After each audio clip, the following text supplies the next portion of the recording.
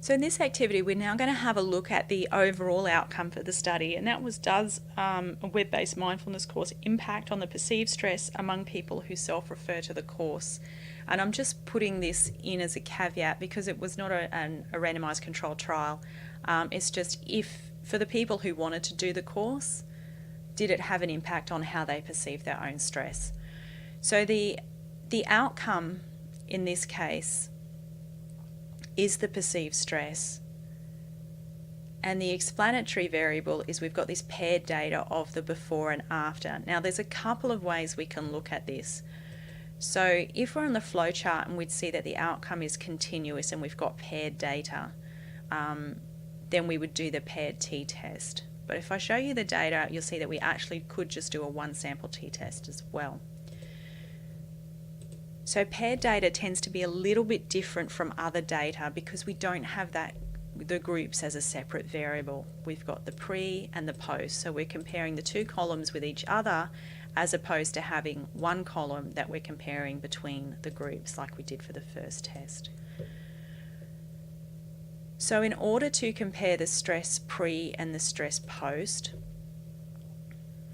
we could either do a paired test which used both of these, or we could do a one sample t-test to see if the difference is not zero, basically. So let's have a look through the assumptions for the paired t-test and I'll show you how that works. So here's the dependent t-test. So your dependent variable should be continuous. Your independent variable should be two categorical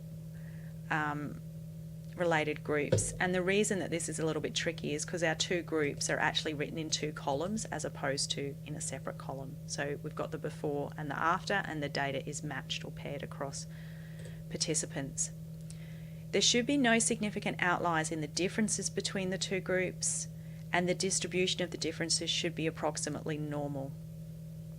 So these two things we can check with a box plot and a histogram, and again we would need to look at this difference here because that's what the assumption is around, that these differences don't have large outliers which might be affecting the mean, and that it's approximately normal. So these should be fairly simple to do. So a chart builder, oh, we already did this with the other one and we had a quick look at it. Yeah, so it's sort of normal. I probably should have put the normal curve on it. So that's over there. So it's sort of normal enough. We do have that little bit of a peak there and we do have a couple of outliers. I don't think they'll be having too much of an effect on the mean just because we do have 100 observations here. So these two, I don't think they're going to matter too much. The box plot will just see those outliers again.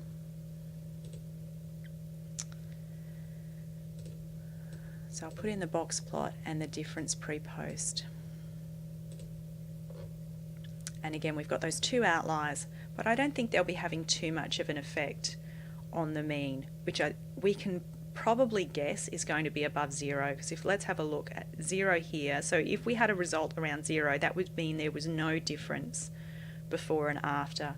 But what we've got actually is that for most people there was a difference and there was a drop. So let's have a look at how we would actually run the test. And again, as I said before, we've got these two choices of what we could do. So go to compare means. We can look at our paired samples test. It just popped up on my other monitor. So that would be the stress pre, yep, and the stress post. Get that one out of there. You can actually run a whole bunch of these at once if you want to.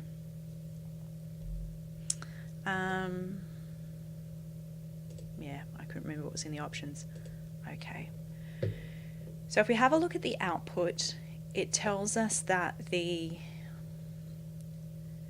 mean for before was 23.7 and the mean for after was 14.4. I don't particularly like the way of this way of looking at the data because this doesn't take account of the paired nature of the data. I think it's actually better to look at the mean of the difference. So we'll do that next. If we look at the results of the t-test, that's our test statistic under t, which is quite big, and we've got a highly significant result. So the null hypothesis is that there is no difference before and after doing the mindfulness course, and the alternative is that there is a difference. We've got very strong evidence here that there is a difference or against the null hypothesis.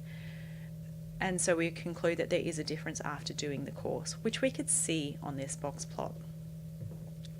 So the alternative to doing the paired samples test is actually just to do the one sample t-test, where we look at the is the mean difference different to 0. So the test variable here would be the difference.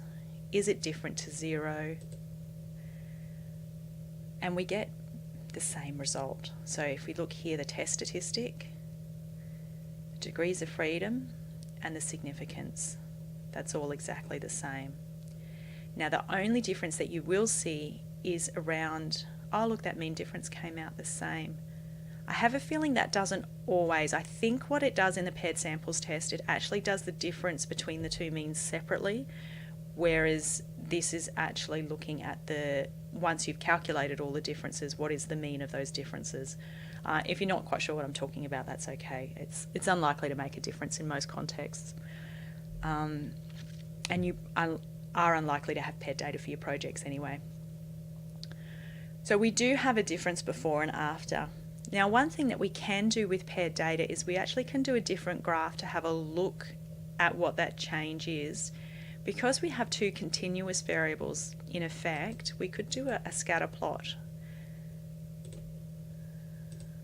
So I'm going to do just a plain scatter plot, and I'm going to put their pre-score in and their post-score.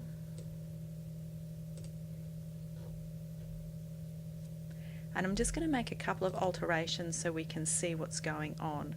So the first one is I want them both on the same scale. So if that one is going from 0 to 40, I want this one to go from 0 to 40 as well.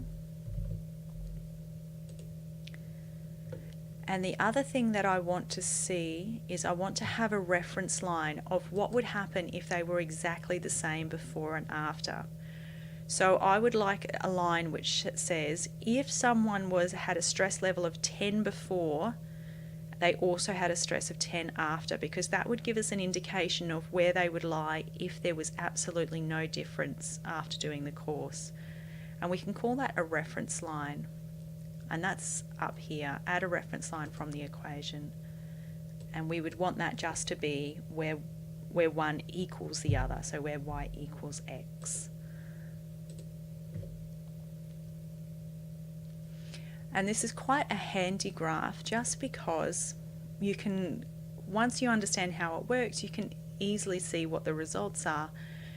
So anyone who falls on this line, this means that they got approximately the same stress result before and after. So there was no change. Anyone who falls above the line means they had an increase in stress. So for this person here, they started at about 25 and they ended up closer to 30. So they had a small increase. But for everyone under the line, that means they had a drop in stress. So in this case, the graph is really quite compelling because we can see that there is, for most people, a drop in the stress.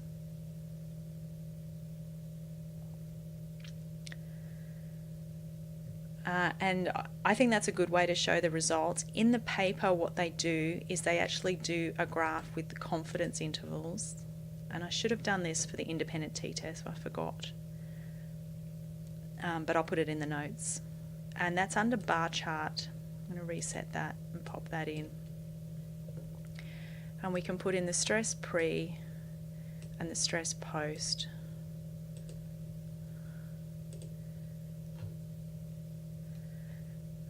And the only problem with this is, again, it doesn't take account of the paired nature. It's just for those two columns separately. And then in the paper, they also put in the 1 month follow-up. So let's pop that into post 1. Okay. And so this is what they showed on the paper. If I go back to here, so if you're looking at the paper, you'll see that this is essentially the graph that they've just done there. The problem with this one is they didn't put any confidence intervals on it, and I think they should have done that, just to be clear what that is. And we could have done this as well for the independent data. So I'll just reset that, put the graph in. So we had a look at the difference pre-post based on whether or not they filled out the journal. And we should see that they're approximately the same because we didn't find a difference in them. Yeah, so they're approximately the same. So I might do another video on understanding these graphs here, just because I think that's quite important.